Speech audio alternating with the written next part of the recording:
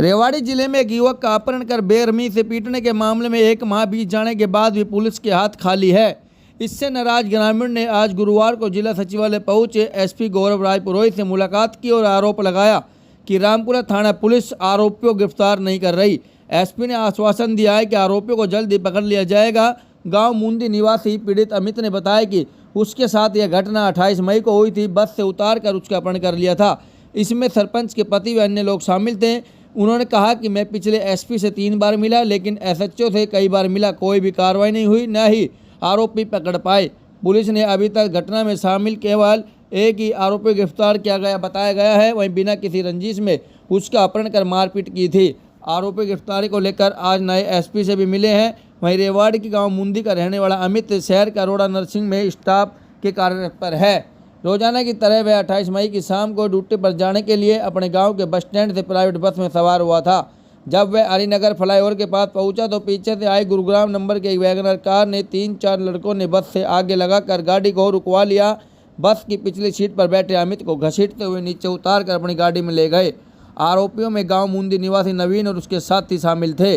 नवीन गांव के सरपंच का देवर है और अमित ने सरपंच पति अनिल पर भी आरोप लगाए। रामपुरा थाना पुलिस ने अमित के पिता राजेश की शिकायत पर आरोपी के खिलाफ अपहरण सहित अन्य धाराओं के तहत मामला दर्ज किया था, लेकिन पुलिस ने केस दर्ज करने के बाद कोई भी दबिश नहीं दी और वारदात करने वाले आरोपी अभी फरार है।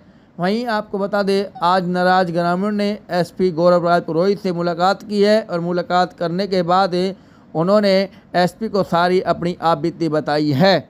मैं नरेश चौहान। नरेश जी, क्या कहोगे एसपी साहब से मिलने के लिए? मैं ये कहूँगा कि उन आदमियों को जल्द से जल्द गिरफ्तार किया जाए। कौन आदमी? नवीन उर्फ लंगड़ा, सरपंच का भाई मोनू। सुनो, मैं बताऊँगा सारी, मैं डरता नहीं किसी से। और कौन था? मोनू याली और चूहा, मुस्सा। इन आदमियों को जल्द से जल्द अरेस्ट किया जाए। ऐसा प्रशासन पे कौन सा दबाव है कि जो उनको अरेस्ट नहीं कर रहे? पुलिस कहाँ से हो रही है? आप बताओ ना मेरे को। जो एक बच्चे को किडनैप किया, और सुनो 1 मिनट, यहाँ तक कि काटने की कोशिश की बच्चे की और बहरोड़ ले गए। वो तो एक अपने लेडी थी बहुत ताकतवर, जिसने उस गाड़ी का नंबर देख लिया कि भाई HR 100 और भाई जो है ये मुन्नीगामी गाड़ी है। नहीं तो बच्चा पता नहीं कहाँ होता। ये बच्चा आज नहीं मिलता। तो हम आज इसलिए पूरा गांव यहाँ पे इसलिए आया है। क्या कह रहे हैं सच्चो साहब? आप जाते हो थाने में, क्या आपको आश्वासन? वो उनका दबाव। अच्छा सुनो, फिर मेरे गाँव के 3 आदमी ने पुलिस नहीं, वो जो अपने ड्राइवर, उसको धमकी दी, अगर तूने ये बोल दिया कि मेरी बस में किडनैप हुई है तो हम तेरे को मार देंगे, जान से धमकी दी 3 आदमी।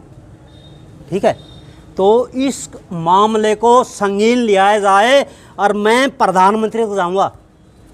ओके, कार्रवाई नहीं करेंगे तो? हाँ, पीएम से मिलोगे? हाँ, मैं आगे मिलूंगा, गृह मंत्री से मिलूंगा, हम कहीं भी जाएंगे। मैं एक्सप्रेस में हूँ और मैं उस बस में पीछे बैठा था। जब तक बस में मैं आगे आया, जब तक तो बच्चे के साथ हादसा कर दिया।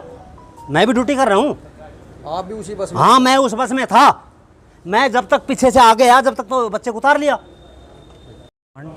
क्या मामला है जो किडनैपिंग का अभी एसपी साहब को मिलने के लिए? मेरे भाई के साथ ये वारदात की गई। इसको चलती वो बस में से उतार के क्रिमिनल इंटिमिडेशन और अबडक्शन का मामला है।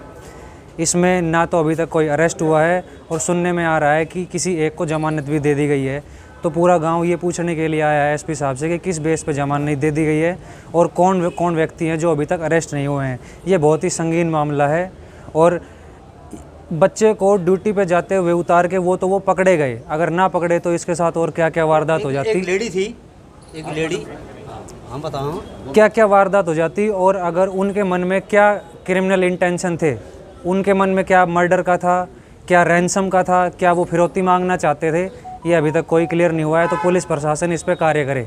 कौन लोग थे? हमारे गांव के ही 4-5 लोग थे, जिनमें सरपंच और सरपंच के भाई का भी नाम आ रहा है आगे। तो क्या कुछ मसला था उनका? उनका मसला ये था कि जी वो गांव में या शायद हमारे दोस्तों में कुछ भयभीत करना चाह रहे थे हमको, या फिर हमको डराना चाह रहे थे।